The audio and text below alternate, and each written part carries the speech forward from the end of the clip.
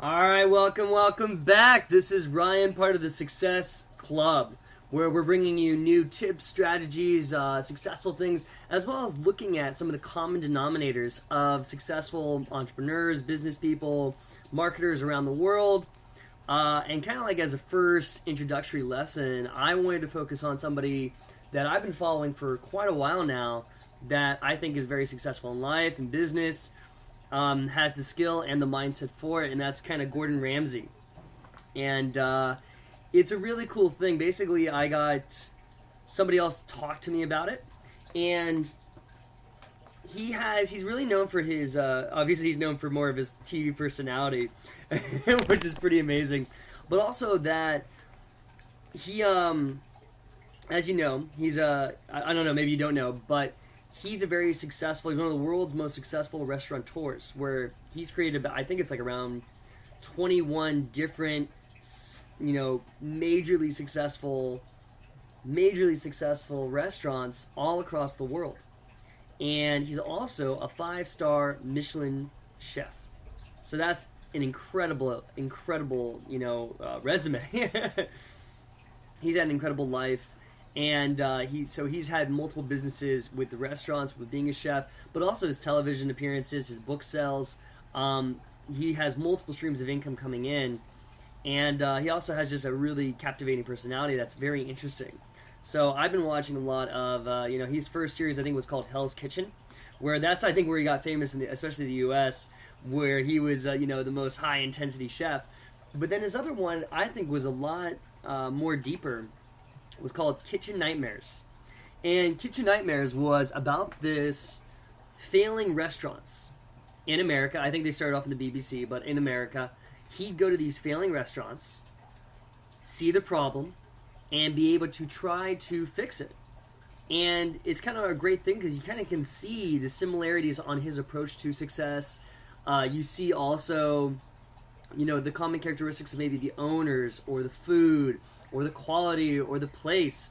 It was always something that's missing, some little ingredient to not make a successful business, to not make a successful restaurant. So I think you learn a lot from that TV series where Gordon Ramsay talks about, hey, this needs to be fixed, this needs to be done. You're missing this ingredient. You're missing these elements, you're missing this marketing, you're missing standing out. These are all really key things. So it's a great thing, and you can just see, what is wrong with the business in order for it to succeed. So, as like part of the Gordon Ramsay's thing, I kind of wanted to talk about basically 5 major success tips that even Gordon Ramsay did in a previous interview on what he thinks a successful business is, and also a few extra tips on kind of just me watching it. Now, I'm not saying like I have any affiliation with Gordon Ramsay, and I just a big fan and just kind of wanted to share my input of kind of what I've been seeing as his ways of success. And it's pretty interesting. So, in one interview he gave about what does it take to make a restaurant successful, this is really interesting. Number one tip is passion. You have to be passionate. You have to put everything into it. You should only be doing something that you enjoy to do, that you want to do, that you want to create. That was a major success tip. So you put your passion into it. I know a lot of people that try to make a business but they're not passionate about it. And you see this a lot, right now with the people I talk to. They're not passionate. They don't really. They're not putting their heart into it. They're not willing to put their energy into it. The best way to give your passion is what makes it fun. What makes you feel good about something. That's a really, really big key. So, number 1 tip is passion. You have to be passionate about it. Without passion, there's no energy. There's no momentum. Okay. Second major tip of Gordon Ramsay was commitment. You have to commit, okay? If you're not going to commit 110%, then there's no reason to really do so. And the problem is that a lot of people only half-ass it. They only go half-ass, or they do poke it with the stick method. Poke it with the stick method means, like, I'll try something for a little bit and see if it moves, see if it works. And you can't have that. You have to be all in. You have to dig deep, go all in, and put yourself out there and completely commit. And you're not, every business owner knows you're not going to see results within the first 2 years. You're going to see results with restaurants that is, but you won't be seeing instant. You don't want instant gratification. You're going to see results down the road, but you have to keep going at it. Okay. So number three tip from Gordon Ramsay was competition, and this is what he meant where you want competition. Competition is good. It keeps you on your toes, and I think one of those things that really is a big one is also standing out amongst the competition. You want to stand out amongst the competition. You always want to stand out. It's the same thing with like a job interview, right? You want to stand out amongst like the other clientele. So you have to stand out. And in sort of restaurants and everything like that, it has to be something that nobody else is doing. So being kind of with your competition and standing out run that pack, puts an imprint on your customers' minds, which is really, really important. Okay? So number four was initiative. Now this is really important, initiative, where you have to always be in front. You have to always, grab the bull by the horns, take the reins, show initiative in all the things you do. And one way that he described it was initiative and creativity, where you have to be 6 months ahead of your competition in terms of, flavor and fun, and you want to take that initiative on creativity so that when you're always up to date with your food, you're always up to date with the decor, you're always up to date with certain elements of your business, so that when people walk in and if they love it, they want to come back again, they still have that new feeling. They're always feeling good when they're entering, they're always feeling good when they're leaving. It's always up to date, it's always new. It has that new feeling all the time. So that's really, really important as well. Okay? So number 4 was initiative. Number five tip from Gordon Ramsay was be in the customer's mindset. You always want to be in the customer's mindset. And this is really, really tough for a lot of things, for a lot of people. But being in the customer's mindset is really key. You have to view how is the customer, having the first impression. How are they first entering the room? How are they searching? If we're talking about business, how are they searching for your business? How are they looking upon it? You have to be in their mindset, through their eyes, how they are viewing every little detail. Every little detail is so, so, so important.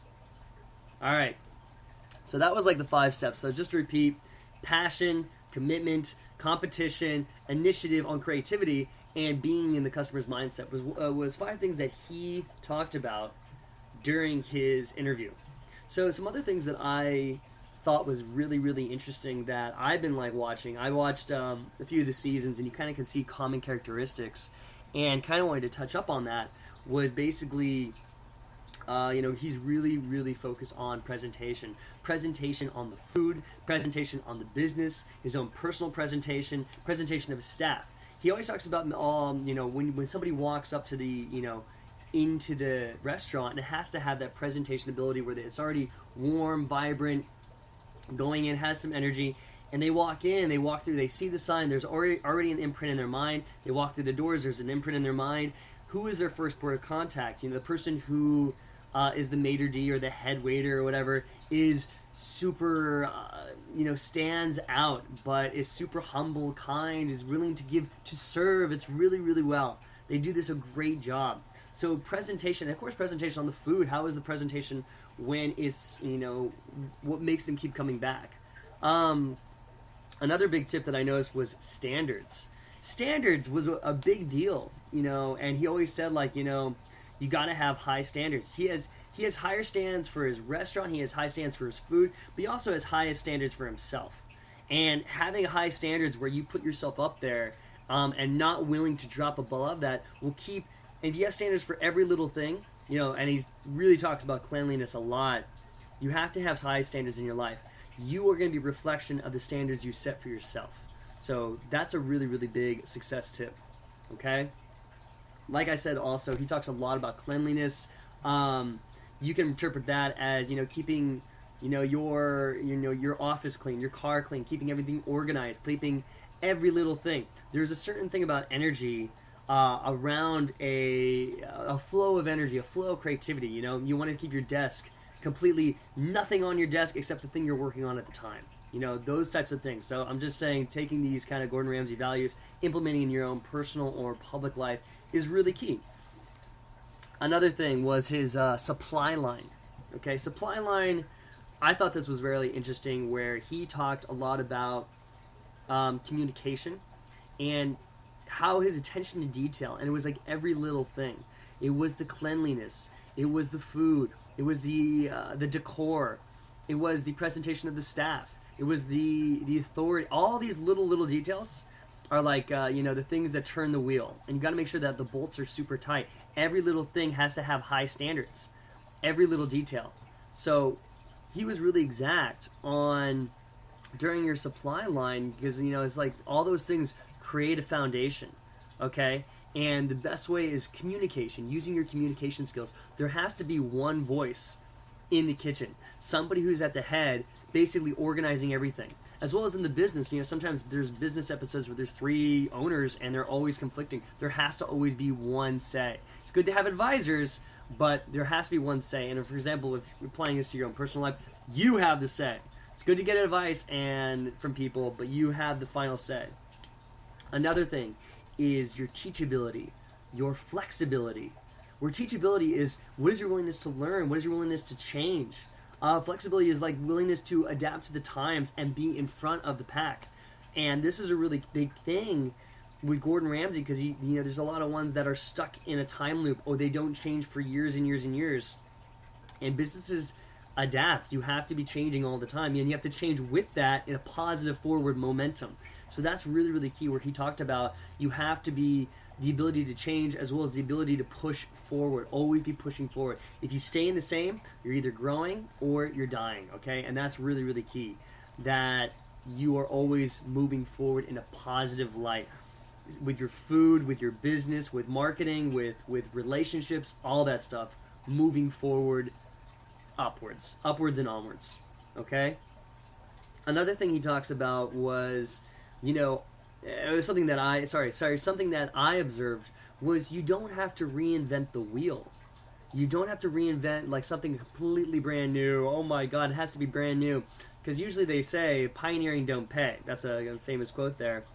But in my observation of kind of the Gordon Ramsay way was, he had a formula for success that he used every single time, all the time. It's a great show to watch, and you can pick up on it.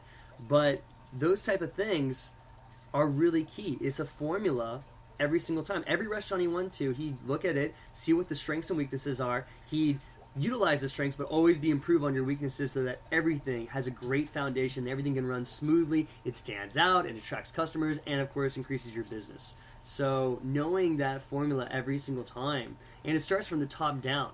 It starts with the owner first, the authority, whoever has the biggest say. It starts with that person. That's the guy who has to show the leadership and initiative. Okay, so yeah, I definitely recommend check out Kitchen Nightmares. It's a great show that kind of, if you look behind the entertainment factor, you can kind of see like his formulas for success that I think are very, very good. All right, I think I'll wrap it up right there. Hey guys, I really do appreciate you watching this.